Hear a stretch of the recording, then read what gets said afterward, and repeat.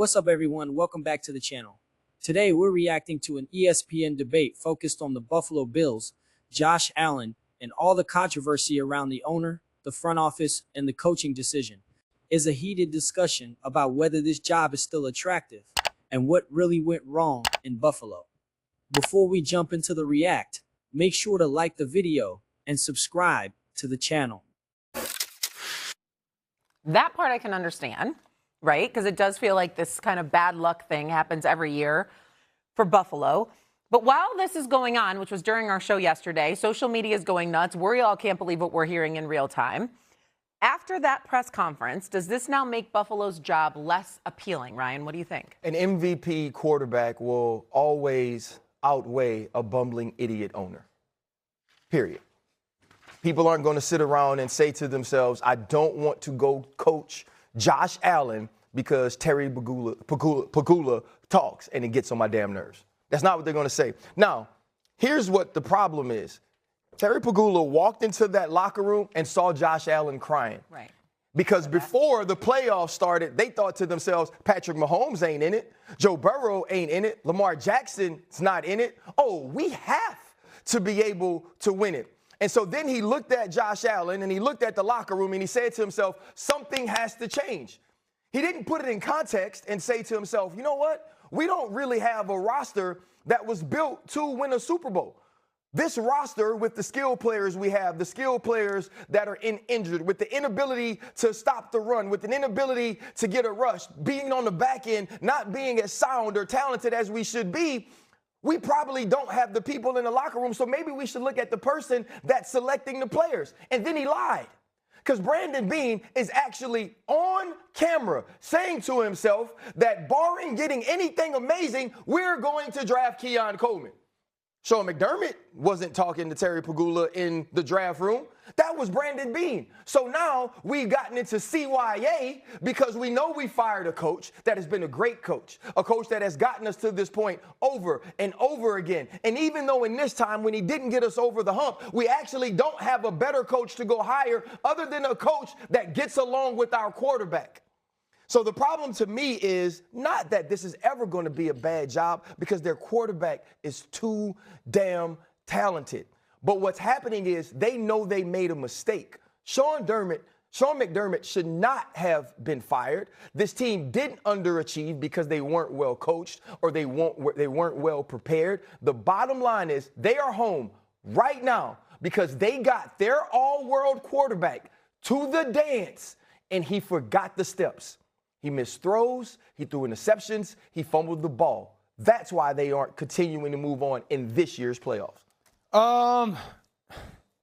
Listen, this was a disaster press conference. It was. Correct. There was no plan for how Terry Pegula was going to communicate to the public why Sean McDermott was fired. At one point, it was because of the Brandon Cooks catch interception play. At one point, it was because they lost. At one point, it was because I get what Ryan Clark is saying here. No matter what, having Josh Allen makes this job attractive. Coaches dream of working with a quarterback like that. At the same time, it feels like the owner reacted emotionally instead of logically. Firing a coach because the quarterback was crying after a loss just sounds messy. And that kind of decision-making can scare people even if the roster is still strong. Playoff proverbial wall that they hit. Another point, it was because they saw the emotion from the players, Josh Allen crying in the locker room. So there wasn't a clear message. I think there's parts of the press conference that you sit there and go like, okay, yeah, I can understand that. That makes sense. In the moment when watching it, I was like, whew, this job, I think you're going to lose some people that would have been interested in it. In the moment.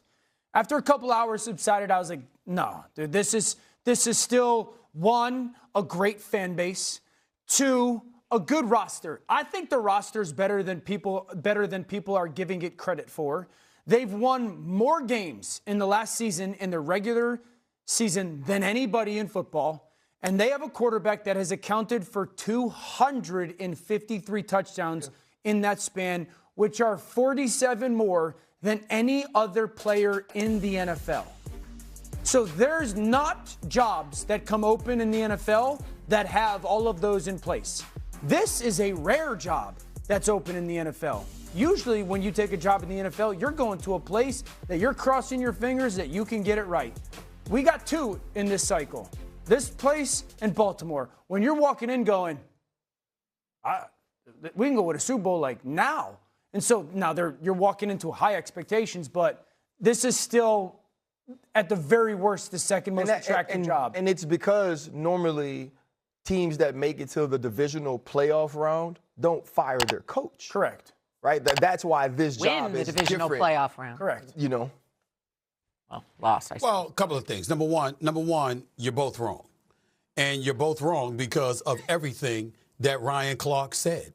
That happens to be absolutely right.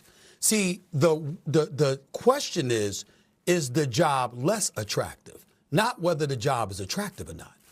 See the difference? This is the journalist guy. This is me. Less attractive. So in other words, what I'm saying to you is this. Here's the deal. Of course the job is attractive. But when you see an owner that speaks the way that he did, that says that Saturday walking into the locker room and seeing his coach and his quarterback emotional and downtrodden because he lost, and that was the reason you fired the dude that won 73% of his games over the last 6 years, which was tops in the National Football League, that's been to the playoffs 7 consecutive years, that went to the playoffs 8 times in 9 years, and you fired them because you walked into the locker room and your quarterback was emotional after a loss. That doesn't make an attractive boss. That's number one. Number two, this part really feels like a communication disaster. There was no clear reason given for firing McDermott, and that's a problem. When the message keeps changing, it starts to look like people are protecting themselves instead of owning mistakes. I also agree that the roster had flaws, especially at wide receiver, and that shouldn't fall only on the coach. That's a front office issue too. Have the GM, Mr. Brandon Beane. You could have got additional help because you knew you needed it before the trading deadline for Josh Allen. You didn't do it, okay? The wide receiver spot was flagrantly lacking. Everybody was talking about it. You did nothing. And then as a result of that, you lose in the playoffs, okay? And when you lose in the playoffs, not only does the coach get fired, stay with me. The coach, it's not that McDermott, first of all, McDermott should not have been fired. RC and I talked about this the other day. McDermott absolutely positively should not have been fired.